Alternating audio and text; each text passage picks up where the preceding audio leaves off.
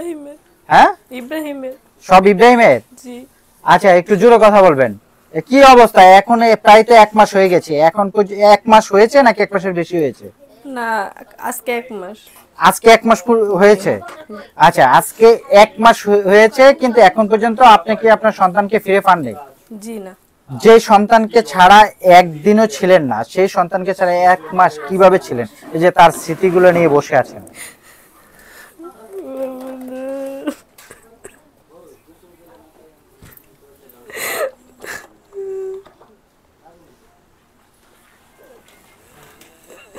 এই যে দেখুন একজন মা তার সন্তানের যে যে স্মৃতি, তার যে খেলনা আছে, এই খেলনা সহকারে তিনি কিন্তু এখন এই যে বসে, একটু ছবিটা ধরেন ইব্রাহিমের, একটু আমরা একটু দেখি, আবারও দেখাই।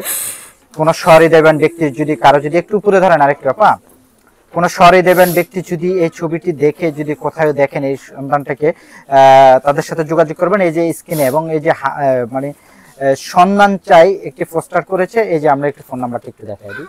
এই হলো ফোন নাম্বারটা। হ্যাঁ, আপনারা যদি কেউ যদি আসলে অযথা এই পরিবার থেকে কেউ বিভ্রান্তির ভিতরে পালাবেন না, কারণ আচ্ছা আপা আপনি আরেকটি কথা বলছেন যে আমরা ভিডিও করে যাওয়ার পরে বা অনেকে এসেছে, হ্যাঁ, বিভিন্ন সোশ্যাল মিডিয়া থেকে, মূলধারার গণমাধ্যম থেকে আপনার নিউজটি করেছে, তো এরপর অনেকে আপনাকে ফোন দিয়েছে, টাকা চেয়েছে যে আপনার সন্তানকে পেয়েছি, তো এই বিষয়টা একটু আপনি যদি ক্লিয়ার করেন, আসলে তারা কি বলছে?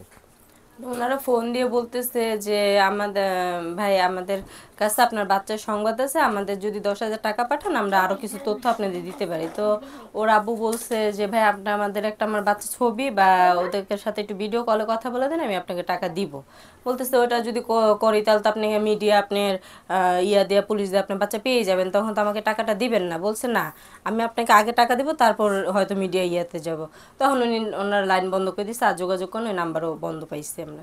আচ্ছা ওই নাম্বারটা পরে প্রশাসনে দিয়েছেন? প্রশাসনকে দিয়েছে, ওনারা কারো কেরানীগঞ্জ পাইছে, কারো পাবনা পাইছে, এরকম কয়েক জায়গায় পাইছে। আচ্ছা আচ্ছা আচ্ছা, মানে পুরাটাই একটা প্রতারণা। হ্যাঁ, প্রতারণা। তো আসলে ধরেন এই আমরা একটু আমাদের যারা দর্শক শ্রোতা আছেন বা অনেকে আছেন যে প্রতারণা করেন, তাহলে একটা বিষয় ভাই রিকোয়েস্ট, যে এই পরিবারটি তাদের সন্তানকে হারিয়েছে, কেউ এই ধরনের কাজ করবেন না, যদি পারেন একটু সহযোগিতা করুন। আচ্ছা বোন, এই যে গত 1 মাস ধরে যে আপনার সন্তান নেই, তো আসলে সেই বিষয়গুলো আপনি মা হিসাবে আসলে এই যে তার স্মৃতিগুলো এখনো আপনি নিয়ে বসে কান্নাকাটি করছেন বাসার ভিতরে, আসলে কেন? বা কোনো খোঁজ খবর পেয়েছেন বা প্রশাসন কি বলছে এই বিষয়টা যে আপনি একটু যদি বলেন। প্রশাসন আমাদের সাহায্য করতেছে বলতে ওনারা ওনাদের মতো চেষ্টা করতেছে। কিছুদিন আগেও বাচ্চা একটা আমাদের জামালপুরের থেকে ওনারা একটা বাচ্চা যে ভিক্ষুকের থেকে আর কি উদ্ধার করছে, 15,000 টাকা দিয়ে নাকি উনি কিনে নিছিল তো জামালপুর থেকে। তো ওনারা ভাবছে আমাদের বাচ্চাটা পেয়ে গেছে, পরে যায় দেখে অন্য বাচ্চা। তো ওনারা ওনাদের মতো অনেক যথেষ্ট চেষ্টা করতেছে, কিন্তু আসলে এমনভাবে কোনো সূত্রই ওনারা পাচ্ছে না, তাই ওনাদের একটু হয়তো কষ্ট হচ্ছে। আপনি একটু বলেন তাদের উদ্দেশ্যে, যে যারা আপনার বাচ্চাটাকে, যারা দর্শক আছে যারা দেখবে, হ্যাঁ, কারো যদি নজরে পড়ে বা যে নিয়ে গেছে তারও যদি একটু মায়া লাগে, তার উদ্দেশ্যে একটু বলেন। আপনারা আশপাশ যারা থাকেন বা এই বাচ্চাটাকে যদি কোথাও দেখেন, আমাদের অন্তত একটু এই নাম্বারে যোগাযোগ করে জানান। আর মনে করেন কি বলবো ভাই, আপনি যে কেউ যদি আমার সন্তানটাকে লালন পালন করার জন্য নিয়ে যান, তাহলে তার কাছে আকুল আবেদন যে আমার সন্তানটাকে আমাদের বুকে ফিরিয়ে দেন, যে কোনো মূল্যে আপনি আমার সন্তানটাকে ফিরিয়ে দেন। আপনি যদি মানে আল্লাহকে ভয় পান বা আল্লাহর দিকে তাকায়, আপনি আল্লাহর দিকে তাকান যে কোনো একদিন তো আপনার মৃত্যু হবে বা পরকালে যেতে হবে, এই চিন্তাটা করে না হয় আমার সন্তানটাকে আমাদের বুকে ফিরিয়ে দেন। আপনি যদি একটা বাচ্চা লালন পালন করার জন্য, অনেকেরই হয়তো আল্লাহ পাক দেয় না সন্তান, তারা যদি নিয়ে থাকেন, বাচ্চা অনেক আছে ভাই, এতিমখানা থেকে একটা বাচ্চা নিলে কিন্তু আল্লাহ পাক আপনাকে অনেক সওয়াব দিবে, অনেক সওয়াব আছে পৃথিবীতে। আপনিও আল্লাহর কাছে ভালো থাকবেন, সবার কাছেই ভালো থাকবেন। আমার সন্তানটাকে আমাদের বুকে ফিরিয়ে দেন ভাই। গত 1 মাস একটা ধরে মাস হয়ে গেল ভাই, কোনো কোথাও সন্ধান পায় না। হয়তো বাচ্চা মানুষ, আপনি খেলনা দিয়ে ওকে ভুলায় রাখছেন, বাবা ঘর থেকে বের হতে দিচ্ছেন না, কিন্তু আপনি একটা মনের বিবেকে প্রশ্ন করেন যে এই সন্তানটা ওর বাবা মার কাছে হেসে খেলে বড় হচ্ছে, আর আমি ওকে আবদ্ধ করে ওকে কষ্ট দিয়ে এতগুলো মানুষের অভিশাপ নিয়ে বেঁচে থাকা থেকে ওর বাপ মার কাছে ওকে ফিরিয়ে দিই। আপনি এখন মানে প্রায় 1 মাস হয়ে গেছে কিন্তু বাচ্চার সন্ধান পাচ্ছেন। আচ্ছা, আপনার পরিবারের বা আপনার জামাই মানে ওই যে বললেন যে আপনার শ্বশুর যেখানে খোঁজ পায় সেখানে চলে যায়, হ্যাঁ, মানে আজকে সেই একটা বিষয়টা মাস যদি ধরে আমার ও দাদা প্রায় পাগল। ও দাদা মানে ঘরে তো থাকেই না, যেখানে যে বলে যে না কোনো ফকির কোনো খবর দিতে পারবে বা মানুষ আসে না আগেরকার যুগে হিসেবে বলতে পারে যে এই জায়গায়, কিন্তু কোনো কোনো তথ্য আমরা পাইনি। কিন্তু যেখানে উনি শুনে যে একটা বাচ্চা পাওয়া গেছে বা কোথাও বাচ্চা বিক্রি কেনা বেচা করে, সেখানে এসে ছুটে চলে যাচ্ছে।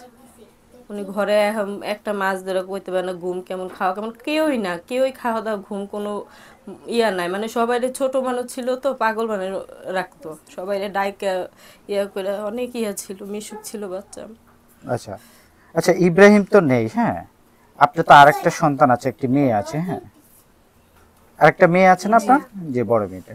তো এই যে ইব্রাহিম যে 1 মাস ধরে নাই, বা আপনার পরিবারে আত্মীয় স্বজন বা অনেকে এসেছে আপনাকে সহানুভূতি জানাইছে, কিন্তু দেখা গেছে এতে আপনাদের অনেক অর্থনৈতিকভাবে অনেক ক্ষয়ক্ষতির ভিতরে পড়ছেন, কিন্তু তারপরেও কি মানে ধরেন এই যে ইব্রাহিমকে কিভাবে ফিরে পাওয়া যায় প্রশাসন বা দেশবাসীর উদ্দেশ্যে যদি আরেকবার বলেন, মানে যেহেতু আপনি মা বা 1 মাস বাচ্চা ছাড়া আপনি কিভাবে আছেন?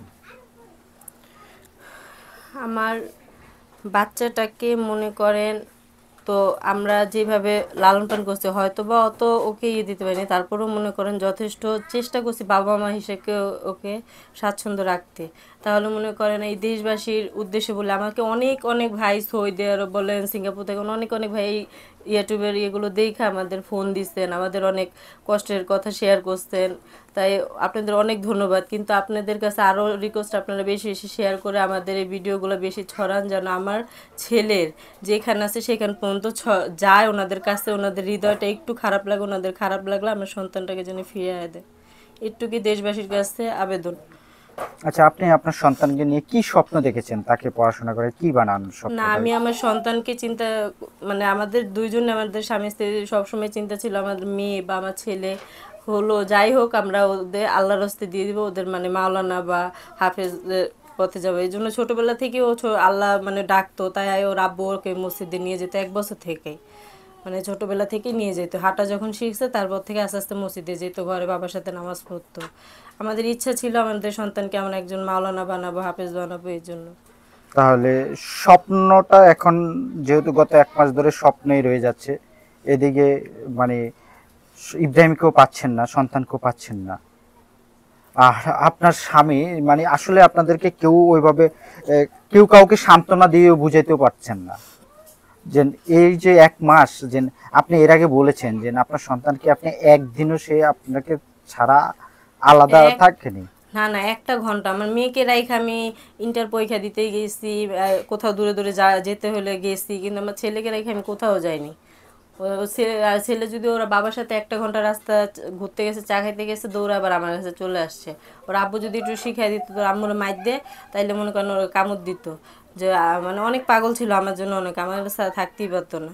আচ্ছা, আমরা ভিডিওটা শেষ করব, কিন্তু তার আগে লাস্ট বারের মতন যদি একটু দর্শকদের উদ্দেশ্যে বলেন, বা যারা যারা এই ভিডিও দেখতেছেন তাদের কাছে আমাদের আকুল আবেদন, আমাদের সন্তানটাকে পাওয়ার জন্য আমাদের একটু সহযোগিতা করুন। আপনারা আশপাশ মানুষে দেখুন যে কেউ বাচ্চা আনছে কিনা পালার জন্য, বা আশপাশ কোনো বাচ্চা কিনে নিছে কিনা, আপনারা আমাদের একটু জানান, একটু সহযোগিতা করুন, হয়তো আপনাদের সহযোগিতা আমার সন্তানটা আমরা ফিরে পেতে পারি। জি, আমার সাথে গত আমার সাথে আগে থেকেই যায়, কিন্তু ওদিনকা হচ্ছে 11ই আগস্ট বৃহস্পতিবার 6টা 45-এর দিকে ও বলতেছে যে আবু বকর ওর হচ্ছে ভাই লাগে, ও হচ্ছে ফুফাতো ভাই, ওর সাথে খেলা করবে। তো আমি বললাম যে ঠিক আছে তাহলে ওই বাসায় নিয়ে যাই। তো আমি ওই বাসায় নিয়ে যাই, দেখি ও আবু বকর ঘুমাইতেছে। তো আবু বকর ঘুমাইলে ওইখান থেকে মসজিদটা বেশি দূরে না, আমি তাহলে মাগরিবের নামাজটা পড়ে তারপরে বাসায় আসি। এই চিন্তা করে মাগরিবের নামাজের জন্য মসজিদে নিয়ে যাই। আজানের আগেই আমি মসজিদের ভিতরে প্রবেশ করি, এবং এবং প্রায় হচ্ছে আমি যেখানে দাঁড়াই, আমার বাম পাশে আমি বাচ্চাকে নিয়ে দাঁড়াই, আমার পিছনে আরো 6-7 কাতার ছিল মসজিদের মাঠটা, ওখানে মাঠ ছিল, ওই মাঠে ওই খেলাধুলা করতো, আমি ওরা নিয়ে বসে থাকতাম, গাড়ি চালাইতো। তো জামাত শুরু হয়ে গেল, 1 রাকাত জামাতে আমার সাথে নামাজ পড়ে, সেজদা দেয়। দ্বিতীয় রাকাতেও আমার থেকে সরে যায়। দ্বিতীয় রাকাতে সরে গেলে আমি দ্বিতীয় রাকাত আর তৃতীয় রাকাতটা শেষ করেই, ফরজ নামাজটা শেষ করে তাড়াতাড়ি দৌড় দিয়ে বের হয়ে দেখি বাচ্চাকে খুঁজে পাওয়া যায়নি, কোথাও খুঁজে পাইনি। বিভিন্ন জায়গায় খোঁজাখুঁজি করার পরে আমরা এলাকার সিসি ফুটেজগুলো চেক করি, চেক করলে দেখা যায় যে ওই একটা মহিলা ওরে কোলে করে দৌড় দিয়ে বাজারের মধ্যে দিয়ে চলে যাচ্ছে। আচ্ছা আচ্ছা। আর কোথাও এখন পর্যন্ত ওর কোনো খোঁজ খবর আমরা পাইনি।